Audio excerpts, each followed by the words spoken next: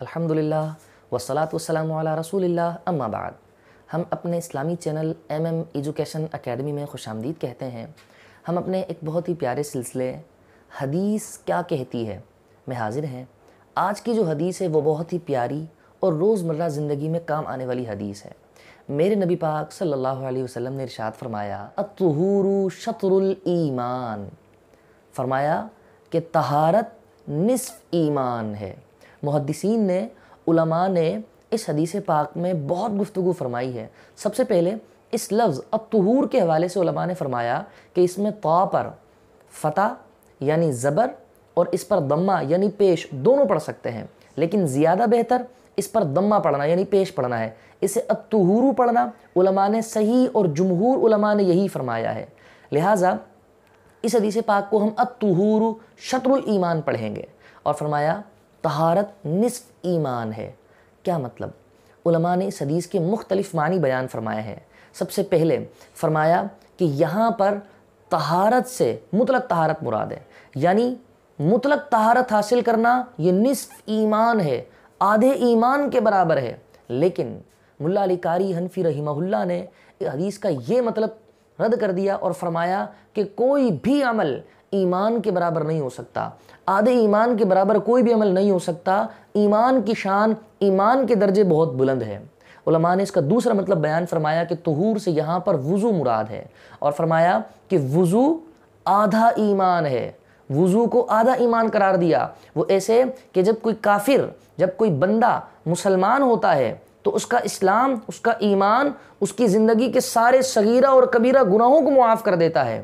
اسی طرح جب کوئی بندہ مومن وضو کرتا ہے تو اس کا وضو اس کے سارے صغیرہ گناہوں کو معاف کر دیتا ہے۔ تو جب یہ حدیث میں فرمایا کہ طہارت یعنی وضو نصف ایمان ہے، اور بعض علماء نے فرمایا کہ یہاں پر طہارت سے، الطہور سے وضو ہی مراد ہے، لیکن ایمان سے نفس ایمان مراد نہیں ہے، بلکہ ایمان سے نماز مراد ہے۔ جیسے اللہ رب العزت نے قرآن کریم میں فرمایا وَمَا كَانَ اللَّهُ لِيُضِيعَ إِيمَانَكُمْ، کہ اللہ رب العزت کی شان نہیں ہے کہ وہ تمہارے ایمان کو یعنی تمہاری نماز کو ضائع فرمائے، بلکہ اللہ تمہاری نماز کی حفاظت فرمائے گا اور تمہاری نماز کو قبول کر لے گا۔ تو جیسے اس آیت کریمہ میں ایمان سے نماز مراد ہے، اسی طرح اس حدیث پاک کے اندر الطہور شطر الایمان میں ایمان سے نماز مراد ہے، اور حدیث کا مطلب یہ ہے کہ وضو آدھی نماز ہے۔ اب وضو آدھی نماز کیسے ہے؟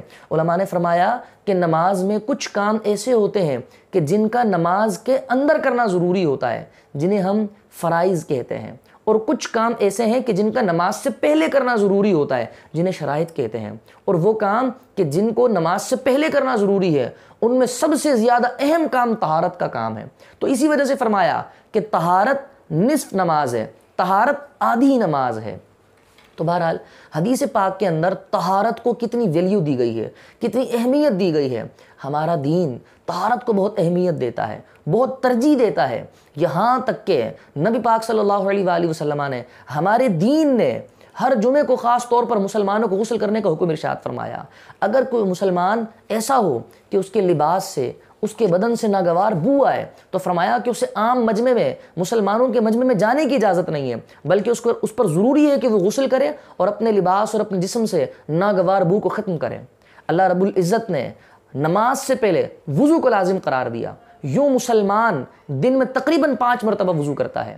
نبی پاک علیہ السلام نے کتنی پیاری حدیث ارشاد فرمائی کہ جو اچھی طرح وضو کرے اور وضو کرنے کے بعد کلمہ شہادت اشہد ان لا الہ الا اللہ واشہد ان محمد عبدہ ورسولہ پڑھے، اور ایک روایت میں ہے اشہد ان لا الہ الا اللہ وحدہ لا شریک لہ واشہد ان محمد عبدہ ورسولہ پڑھے۔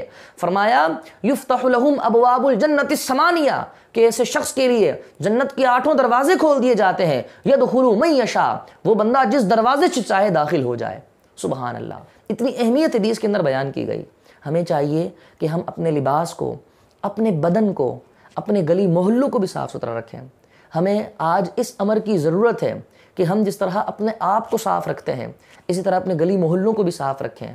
انجمن بنائی جائیں، بزم بنائی جائیں کہ جن کا صرف اور صرف یہی کام ہو کہ وہ گلی محلوں کو صاف ستھرا رکھیں، پھل پودوں سے گلیوں کو، محلوں کو مزین کرے، آراستہ کریں۔ انشاءاللہ رب نے چاہا تو ہم اس حوالے سے ایک مزید ویڈیو بھی بنائیں گے اور آپ کو بتائیں گے کہ گلی محلوں کو صاف رکھنے کا اسلام نے کیا ضابطہ عطا فرمایا ہے، کیا نظام عطا فرمایا ہے۔ اللہ رب العزت ہمیں خود کو اور اپنے ظاہر باطن کو پاک صاف رکھنے کی توفیق نصیب فرمائے۔ جزاک اللہ خیرہ۔